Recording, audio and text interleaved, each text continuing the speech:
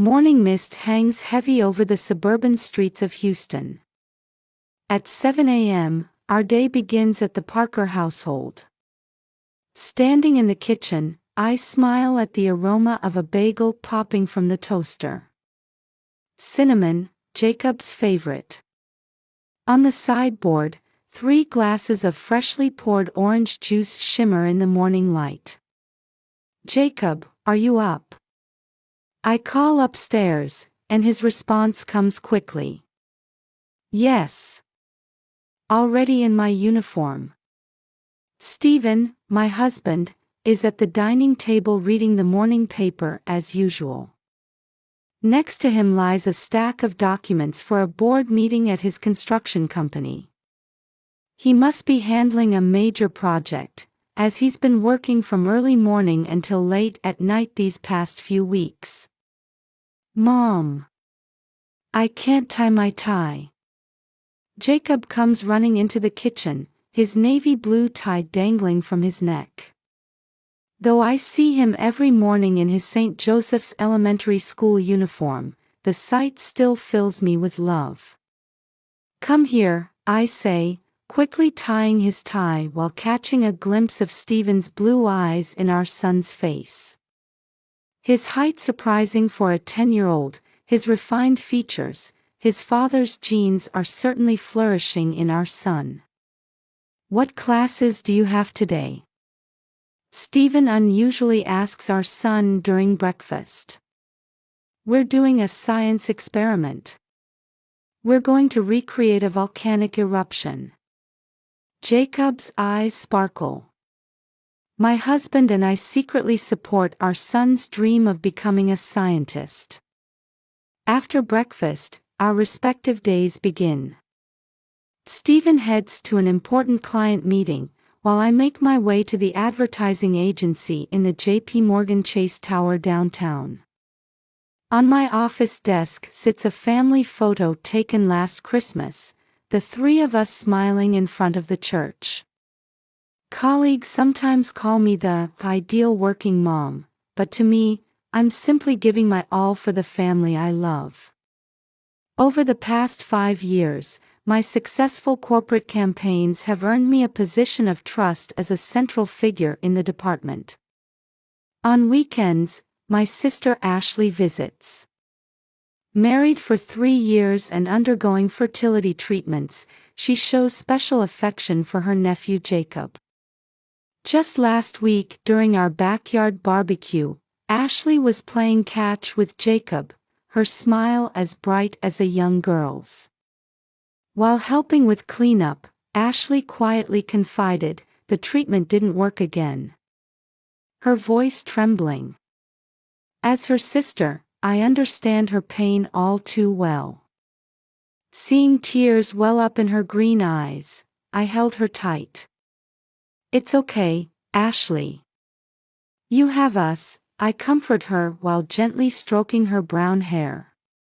Surely, God knows the perfect timing. Walking home from church on Sunday, autumn sunlight streaming down on Stephen, Jacob, Ashley, and me, I believed this everyday happiness would last forever. That day too began like any other morning. Autumn sunlight streams through the kitchen window, softly illuminating the white counter.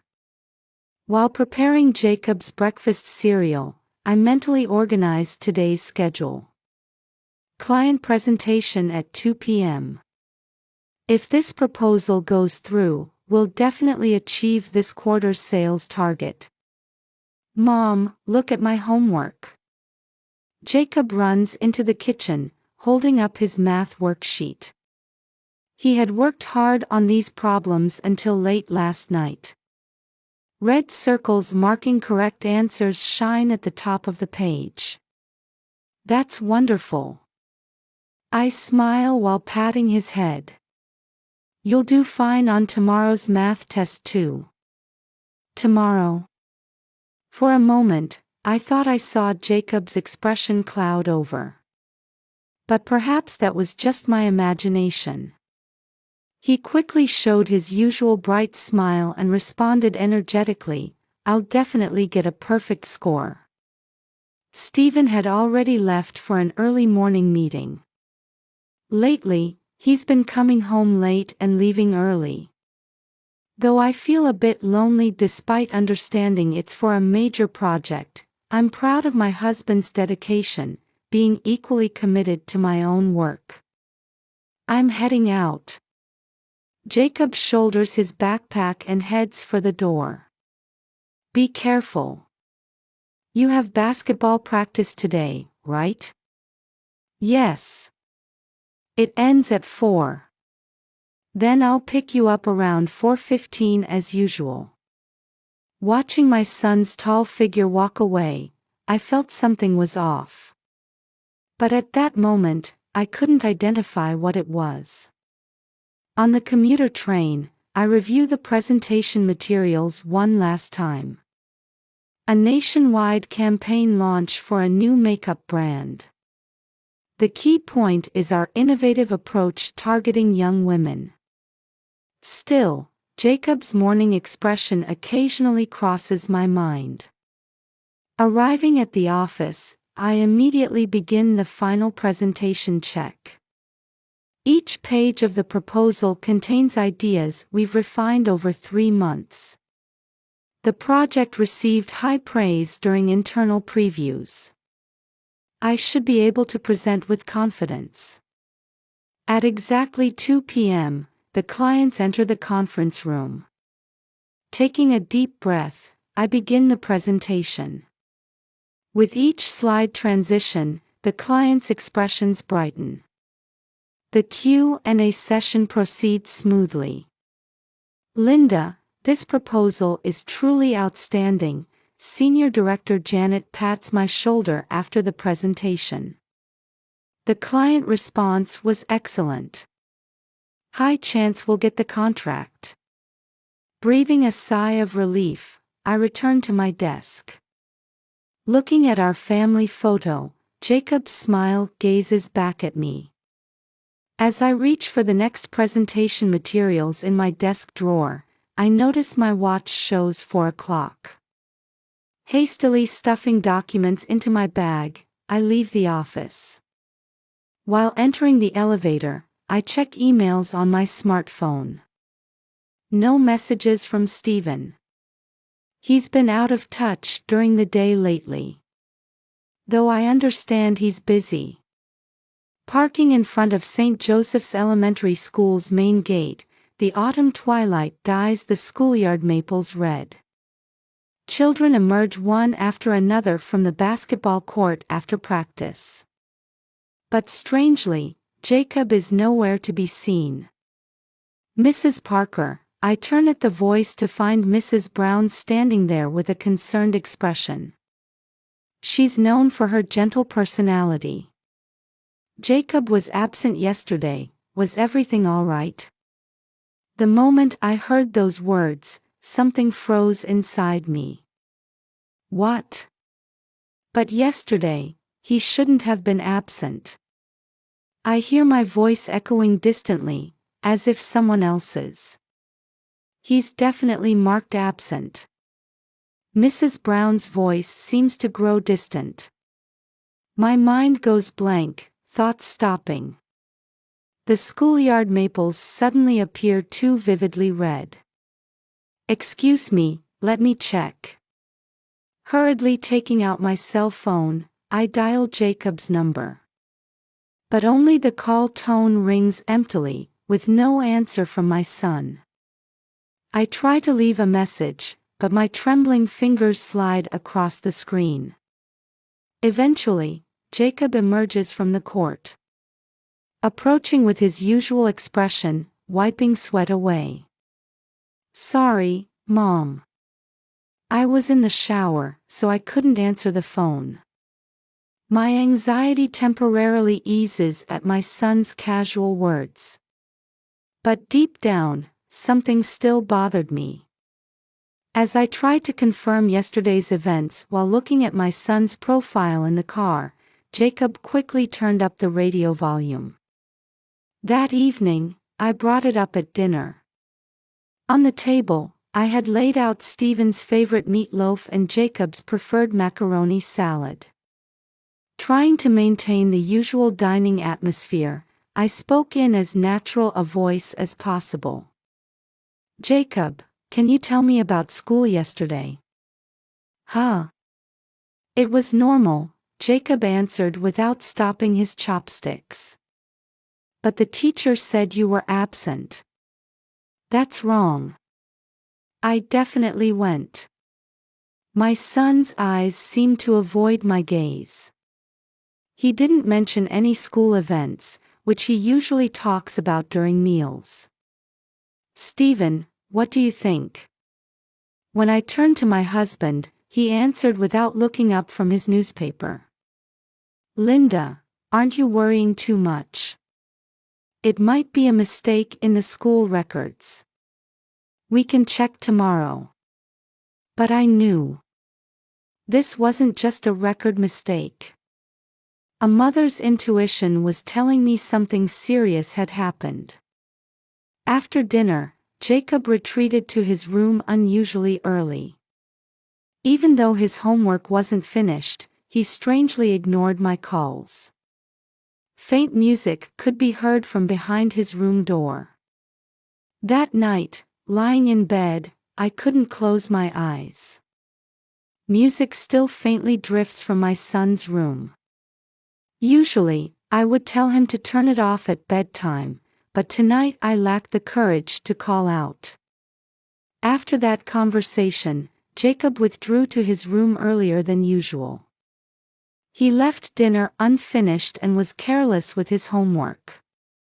"Hey, Stephen," I call to my husband breathing beside me. But there's no response. Again tonight, he came home late and fell asleep as soon as he showered. Recently, his family time has drastically decreased. I understand it's a crucial period as the construction company's manager. But it's at times like these that I need my husband's presence. Staring at tree shadows on the ceiling, I recall yesterday morning. I definitely saw Jacob off. In his usual uniform, with his usual smile. But within that usual, there was clearly something off. What it was, I still can't grasp. The bedside alarm clock shows 2 a.m. I have an important business meeting tomorrow. I need to sleep. Yet despite these thoughts, my mind remains clear, as if my body is sending a warning. I look at the family photo on the dresser. Taken last Christmas at church. Jacob's smile, Stephen's proud expression, and me. A perfect family photo. Yet somehow, I can't shake the feeling that something essential is missing from that perfection. The night deepens. Moonlight visible from the bedroom window gradually hides behind clouds. A dark cloud of anxiety spreads through my heart as well. A mother's instinct warns that something terrible is about to happen. In the quiet darkness of night, that warning gradually grew louder. Tomorrow, I'll check with the school again. Talk in detail with Mrs. Brown. And above all, observe Jacob more carefully. Perhaps I've been demanding too much perfection as a working mother. Maybe I've missed subtle changes in my son.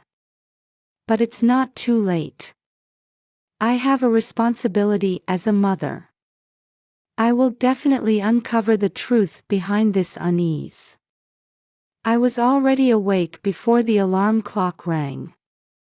Morning light streaming through gaps in the curtains creates thin bands of light in the still dark bedroom. Beside me, Stephen shows no signs of rising earlier than usual. Quietly slipping out of bed, I open the closet. Instead of my usual suit, I choose a casual navy dress. Minimal makeup.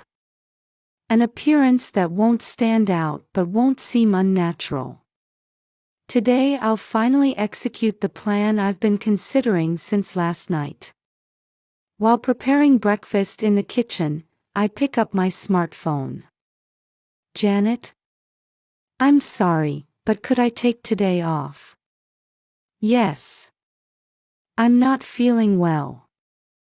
Right, tired from yesterday's presentation too. Thank you. I don't like lying. But it was a necessary choice now. I hear Jacob's footsteps coming down the stairs. A bit heavier than usual. My son, who stayed shut in his room last night, still appears listless this morning. Good morning, Mom. Good morning. Did you sleep well? My son only nods slightly instead of answering. He meaninglessly stirs his cereal with his spoon. Today, breakfast ends with half remaining, when usually he would ask for seconds. I'm going now. Be careful. Watching my son's back as he heads to the door, my heart begins to race. Following him immediately was my decision as a mother. In my bag, just driver's license, cash, and cell phone. Only the bare essentials packed. Before pulling the car out of the garage, I check my cell phone again. GPS tracking enabled, emergency contacts confirmed. One deep breath. The prayer, God, please let my decision be right, naturally escapes my lips. Waiting about 5 minutes after my son started walking, I start the engine. Taking back roads I usually don't use, I move the car to the next street over. Having lived in this suburban area for 15 years, knowing every road proves fortunate now. I spot Jacob. Walking his usual route to school. From behind, he looks like any ordinary elementary school boy with his backpack. But his gait seems somehow awkward. The occasional glance backward is unlike his usual self. Leaving the route to St. Joseph's Elementary, Jacob begins walking north. Entering an unfamiliar residential area. Many undeveloped lots, with wide spaces between buildings. Whether unfamiliar with the road or not, he stops several times to check his smartphone. My hands grip the steering wheel tight. My cell phone on the passenger seat occasionally vibrates. Surely work contacts. Perhaps questions from the client following yesterday's presentation. Work that seemed so important now feels like someone else's concern, far away. Checking the screen briefly, I see 3 missed calls from Janet, 5 emails. And at the bottom, a message from Stephen, important meeting, will be late. Don't need dinner. My hands tremble. I already know where my husband's meeting will take place. But I have no time to think about such things now. I can't lose sight of my son. His small back is still visible ahead. My heart pounds with each turn signal. I must not be noticed by my son. But I can't lose him either. After proceeding about 15 more minutes, we emerge onto a main road. Unlike the usually quiet residential area, traffic is heavy. Along that road appears a motel with a faded pink sign. Budget Inn. A shabby 2-story building. It can't be. My heartbeat grows even more intense. My son enters the motel parking lot without hesitation. I park some distance away and watch his movements. He climbs the stairs and stops in front of a second-floor room. At that moment, I notice a familiar car entering the parking lot. A metallic gray BMW. My husband's car. My breathing stops. Why? Stephen. As overwhelming feelings well up inside me, another car pulls in. A white Lexus. My sister Ashley's car. My hands are shaking. Even trying to take my cell phone from my handbag, my fingers won't move properly. The scene unfolding before me seemed like a bad joke. But this was undeniable reality. My son disappears into the room. Then my husband climbs the stairs. And finally, Ashley's figure. With her usual elegant gait, she ascends the stairs. My vision wavers. Whether from tears welling up or my body shaking with anger, I'm not sure.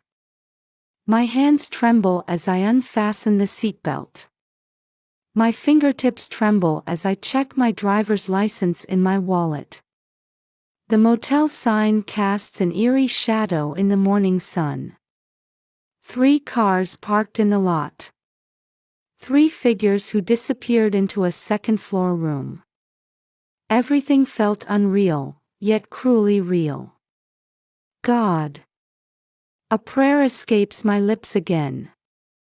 But this time, not yesterday's plea. A prayer of resolution for what's to come. As a mother, as a wife, as a sister. I take my handbag and exit the car. My legs shake. My shadow on the asphalt seems to waver as if someone else's. Old air conditioning units are carelessly attached to the motel's exterior walls, water dripping from somewhere. As one drop trails down my cheek, I can't distinguish whether it's a tear or just water. Why are my precious family members gathering in such a place? Various possibilities race through my mind. But every imagination seems better than reality. A mother's intuition warned of the worst situation. I place my foot on the first step. The metal handrail is rusted, peeling in places. 14 steps leading to the second floor. I realized each step would change my life. Looking back. 3 family cars in the parking lot. Stephen's BMW, Ashley's Lexus, and my Volvo. All cars symbolizing middle-class happiness. But now, even their shine seems hollow. One step, then another. Each time my heels strike metal, the sound echoes. That sound felt like a countdown clock ticking toward what was about to happen. Reaching the final step, a long hallway stretches before me. Under dim lighting, green carpet extends to rooms on both sides. Room 208, where they disappeared, is at the hallway's end. There's no turning back now. I knew this would be a turning point in my life. But I can't turn away from the truth. As a mother, there are things I must confirm. Step by step, I begin walking toward that door with sure footsteps. I must confirm the truth with my own eyes. Even if it will dramatically change my life. The short distance to the hallway's end felt like an eternity. But simultaneously, it was like a final grace period to bid farewell to our happy days thus far. In front of room 208, I took a deep breath. From beyond the door, I faintly hear voices. Familiar voices. My husband's voice of 15 years. And Ashley's voice, and Jacob's voice. A brown stain spreads across the floor in front of the door. Perhaps spilled coffee. Staring at that stain, I steel my final resolve. My hand hesitates to knock, still trembling slightly. Mom. The moment I hear Jacob's voice, my fist was already striking the door. Once, twice, 3 times. The sound of hitting the hard wooden door echoes through the hallway. A moment of silence. Then, slowly, the door opens. Stephen's blue eyes are wide with surprise. Behind him, Ashley stands frozen. Her green eyes show fear. Jacob remains seated on the sofa in the corner of the room, motionless. What is the meaning of this? My voice sounds calmer than I had imagined. Linda, I can explain. Stephen tries to step forward, but I stop him with my palm held up. How could this possibly be explained? I step into the room. A faint smell of disinfectant wafts from the worn carpet.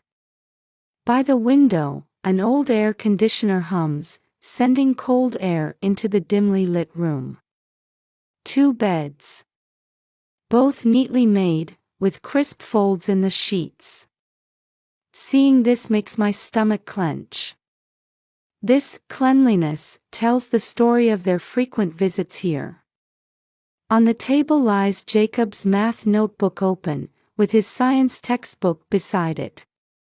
Colorful pens peek out from his pencil case.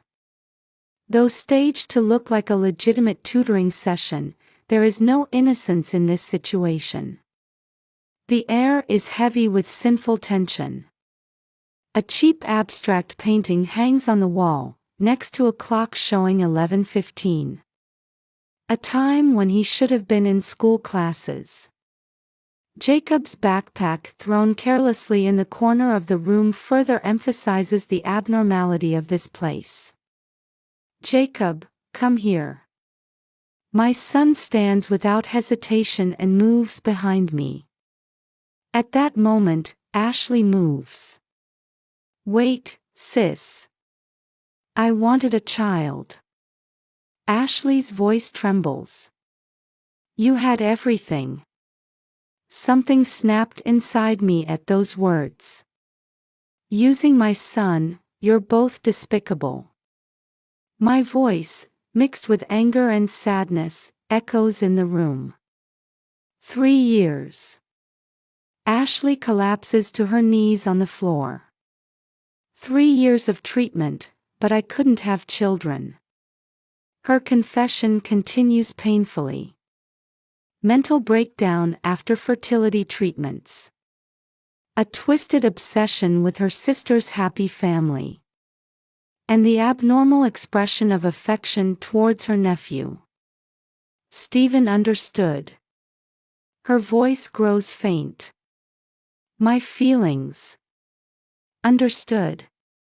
I stare at my husband. You and my sister, and even involving my son. Linda, calm down, Stephen raises both hands. This is, because Ashley was suffering. So what? My voice rises. That makes it okay to use my son.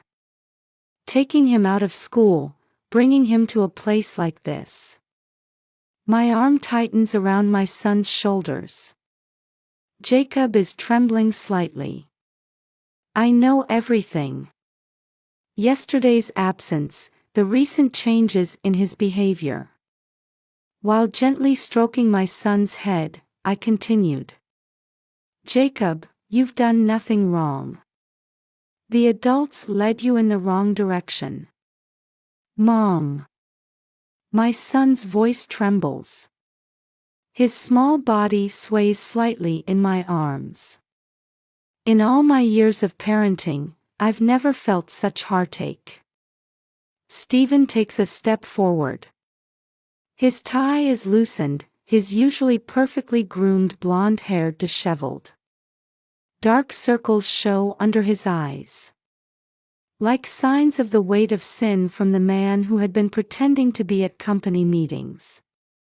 Linda, let's talk this through, he spreads his hands, his voice pleading.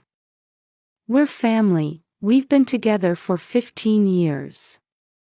Those words froze something inside me. 15 years. Indeed, we had nurtured this family as husband and wife for 15 years. Made vows in church, trusted and loved each other. All of that was about to crumble into ugly lies in this filthy motel room. Family. I wore a sardonic smile. You are no longer my husband. Those words echo in the room like a heavy hammer. I'm filing for divorce immediately. I'll contact a lawyer today. Ashley lets out a sob. Stephen stands frozen, lost for words. Let's go, Jacob. Taking my son's hand, I headed for the door. At that moment, Ashley crawled toward us. Sis, forgive me. I. Ashley's voice takes on a hysterical tone. I just wanted a child, why am I the only one who? At those words, I stopped. Slowly turning to look at my sister's face.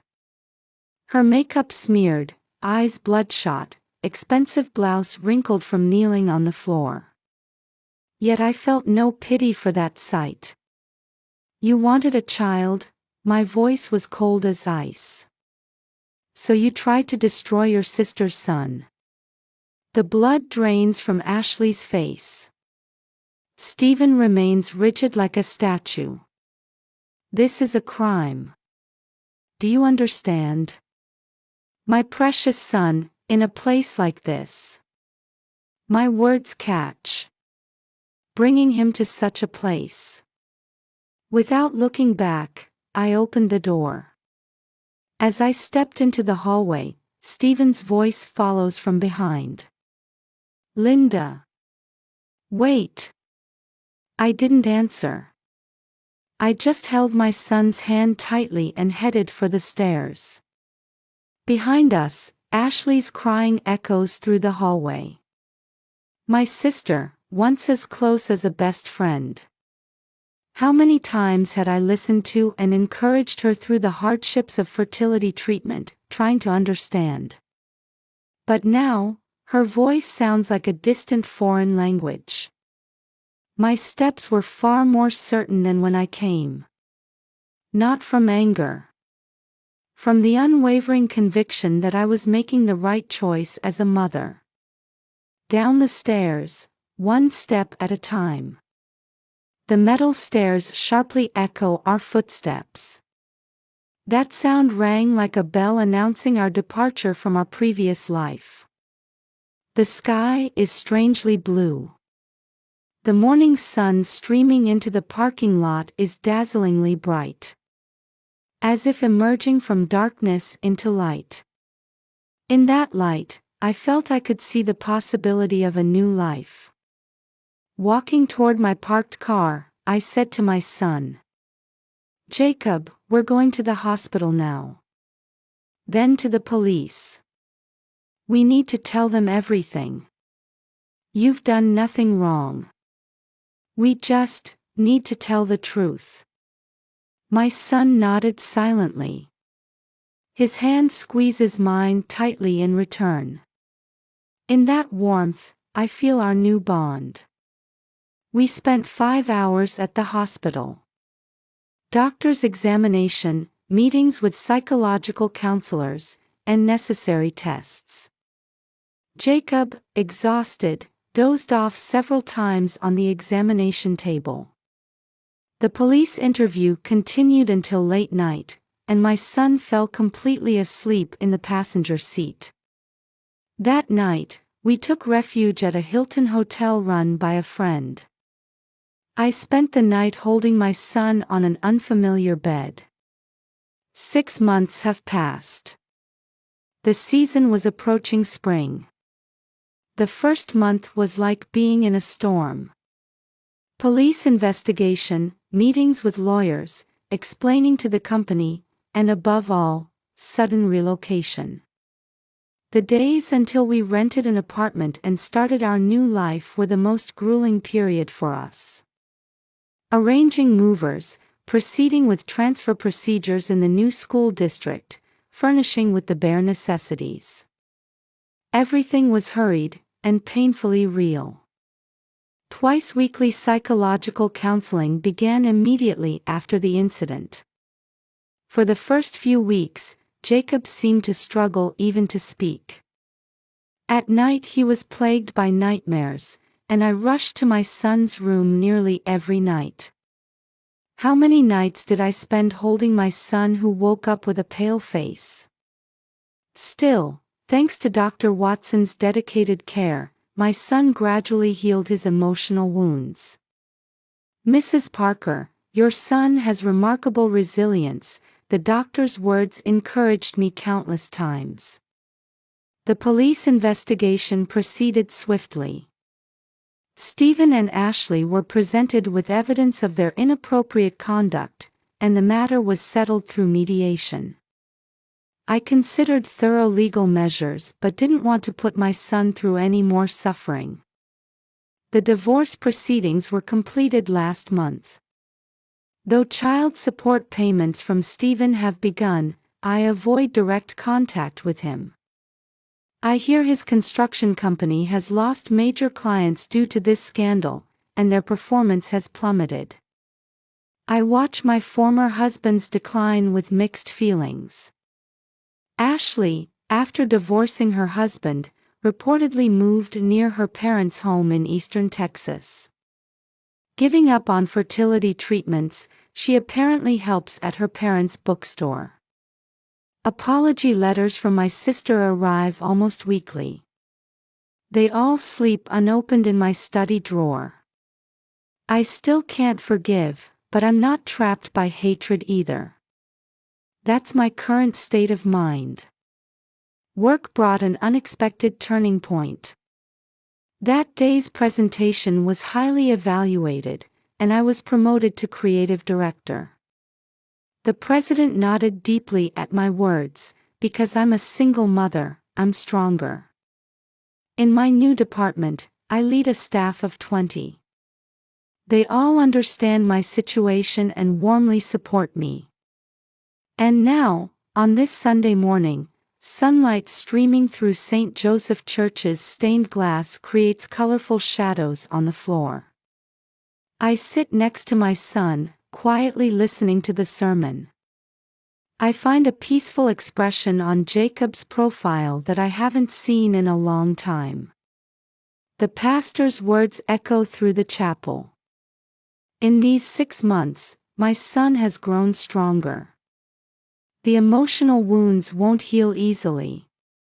But his eyes no longer show the anxiety they once did. At school, he's made new friends, and his math grades remain top of the class. He still firmly holds onto his dream of becoming a scientist. During the recent Parent Observation Day, tears welled up at his animated expression during the science experiment. After the service, stepping into the church courtyard, pale pink petals dance in the spring breeze. "Mom, it's beautiful." Jacob catches the falling petals in his palm. "Yes, it is." I held my son's hand. Though small, there's a firm grip in return. In this warmth, I feel our new bond. We walked slowly. This small path circling the church grounds felt symbolic of our new life's beginning.